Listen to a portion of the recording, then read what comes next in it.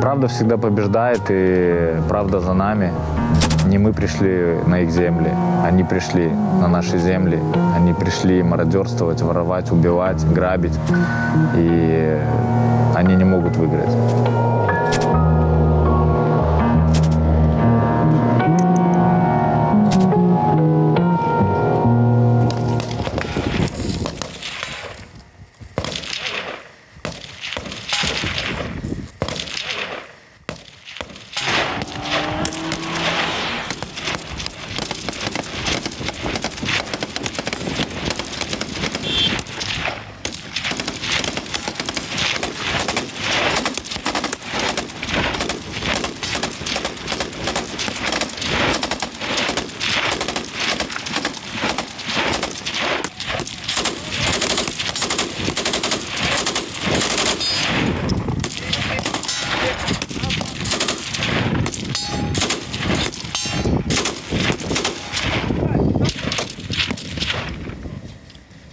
У вас стоп, стрельба, разрешай!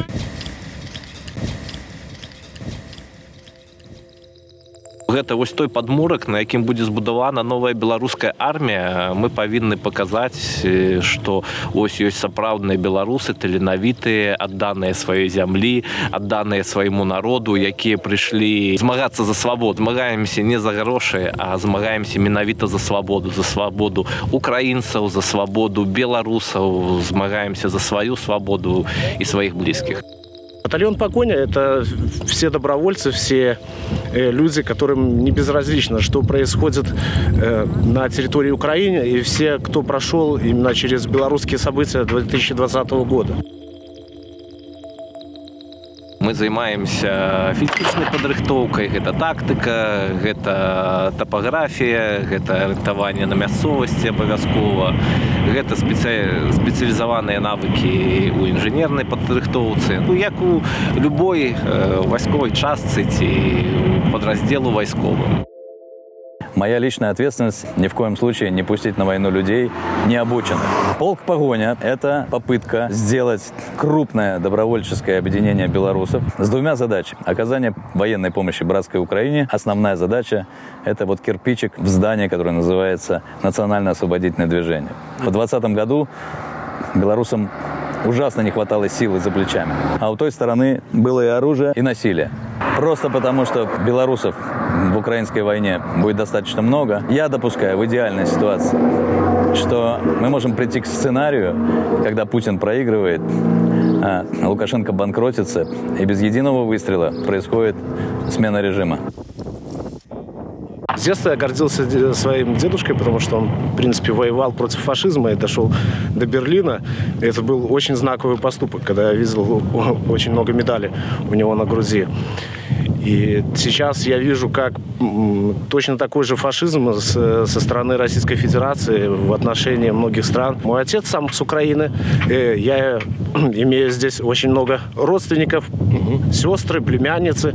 И, конечно, мне тоже было очень неприятно слушать, когда я с ними звоню, и они говорят, что мы прячемся в бомбоубежище, в бункерах.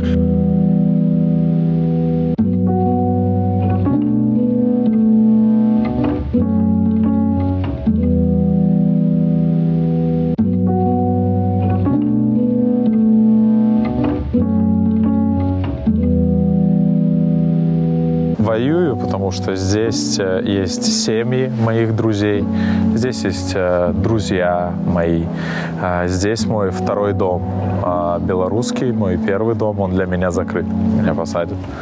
И получается, что это становится твоей второй родиной. Когда ты видишь, что происходит с людьми, с мирными гражданами, обычные дома бомбят, тебя это еще больше мотивирует, и ты идешь воевать.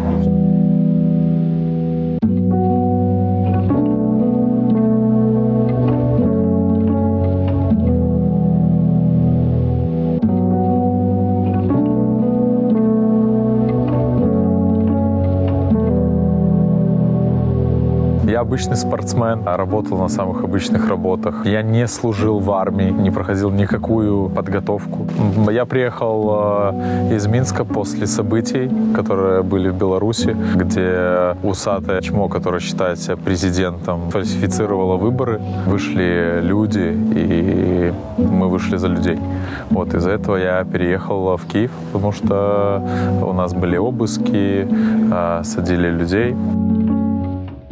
Мы перешли уже к самой стеле, спускаться вниз к ОМОНу, и нас закидали просто в полукруг гранатами светошумовыми.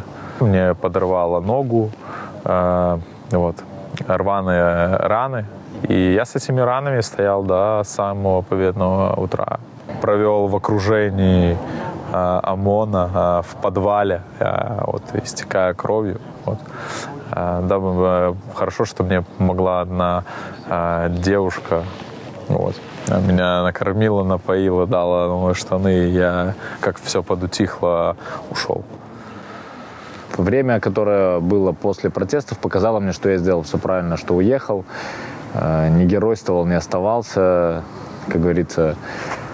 Лучше было уехать, чем сидеть дома, но в тюрьме. Мы футбольные фанаты, «Динамо Минск», из коллектива «Первый ряд». И наших ребят, в принципе, после протеста все разъехались. В эту прекрасную страну влазит Путин. И мы знали точно, что больше мы бегать не будем. У нас забрали наш родной дом. И дом, второе место, страна, которая нас приняла как родных, дала нам все. Мы бегать не будем, тем более у меня здесь семья, дочь, жена, друзья, и очень-очень много чего нас уже за 2 года связывает, поэтому мы точно знали, что если начнется война, мы будем воевать. Русский! Парня, выходи! Горят москалі. Да, горят чьи-то жопки. Живе Білорусь. Живи вечно. Умирає Росія.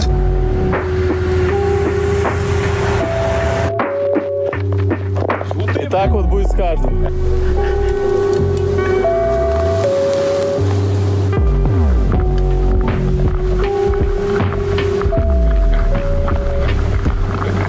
Мои хорошие друзья, тоже белорусы, решили, что мы будем наиболее полезны в батальоне Калиновского. Готовимся, обучаемся, ездим на боевые задания. Вот. Вместе скорбим, вместе веселимся. Я долгое время был активным участником фанатского движения «Динамо Минск». Какое-то время был лидером. В основном я был не ультрас, а больше хулиган. Стандартно с 2014 года нас начали, в связи с тем, что тут произошло, власти белорусские, милиция так называемая, нас начали ущемлять. И против нас просто фабриковались уголовные дела просто так и садили в тюрьму. Освободился я в 2019 году, чуть-чуть побыл на свободе. Тут наступил 2020 год, выборы. Дело в том, что я уехал не после событий. Меня вызвали до событий в ГУБОП, провели беседу со мной, как бы так дали понять, что на это время я должен исчезнуть из Беларуси. Выбрал уехать в Украину, тем более друзья, подал документы на политическое беженство. Все время нахожусь в Киеве. Мы у снежні поехали так отпочить у Львов с моим уже мужем. Мы отпочили, нам сподобалось, и мы вирішили переїхати. Ми у студені переїхали у середині, праз місяць почалася війна. І тоді, бегчы, а куди і навошта, тому що ті події, які розпочалися, це було зрозуміло, що коли Україна не переможе, то це пойде далі. І тому бегчы особо не має сенсу, ні для мене було, ні для моєго мужа. І ми шукали шляхи того, як можна допомогти. вось, і прыехалі ў Кіеў і трапілі да беларусаў. Батальённіка Стуся Каліновскага дапамагаю тым, чым магу. Вось, не ўдзельнічаю ў баявых дзеяннях, але займаюся тым, каб усе хлопцы былі апранутыя, у іх былі неабходныя рэчы, якія ім патрэбныя. Операция «Солидарность» — это такой коллектив, организация, которая занимается волонтерской работой, помощью ребятам, которые находятся в ТРО. Вот, основан на таких горизонтальных антиавторитарных отношениях. В операции «Солидарность» состоят и входят и украинцы, и белорусы. Россиян, наверное, нету. Ну да, и россияне. В общем, люди из разных стран. Вот, всех нас объединяет то, что мы против российской агрессии и тех ценностей, которые несет русский мир. Меня зовут Оля, я из Беларуси, и здесь я являюсь частью ТРО в настоящий момент. Я вступила добровольцем. Я не могу сказать очень много касательно того, чем мы занимаемся, но я приехала как боец и как медик.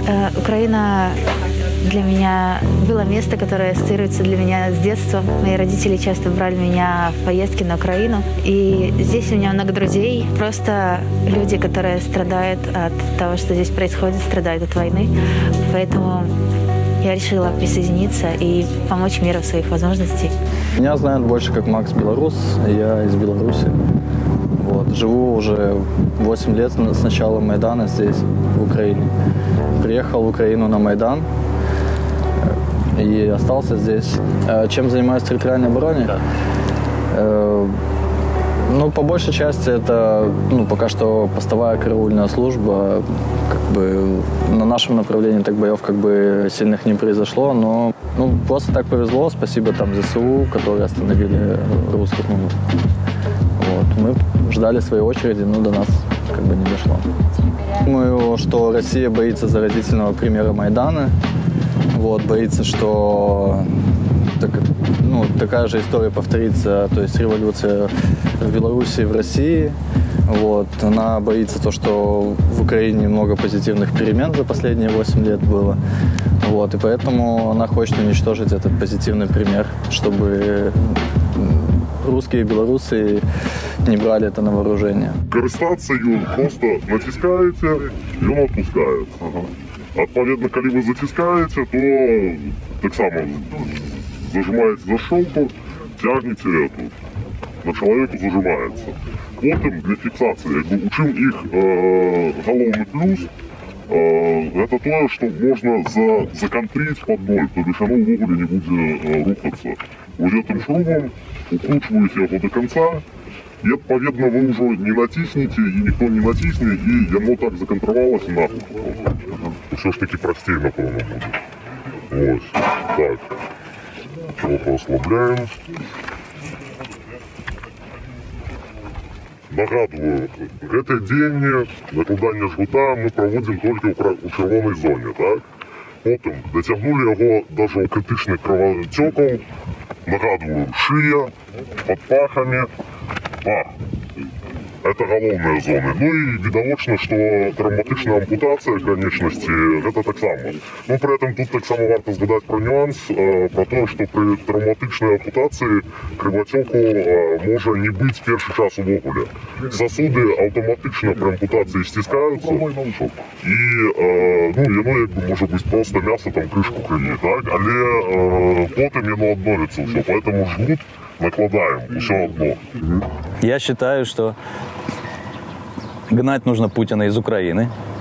Я считаю, что гнать нужно Путина из Беларуси прямо до границы туда, до Смоленска.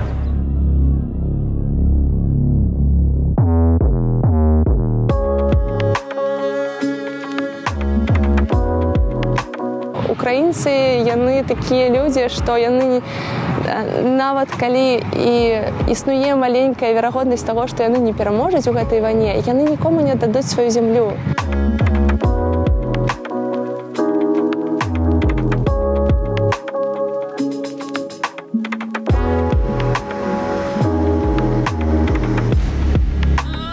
Во всех историях все люди, которые хотели быть свободными, они за это боролись. Нужно бороться за это. Нужно не бояться выходить, вот, не бояться, я скажу так, может это как-то жестко звучит, не бояться отдать жизнь за свободу.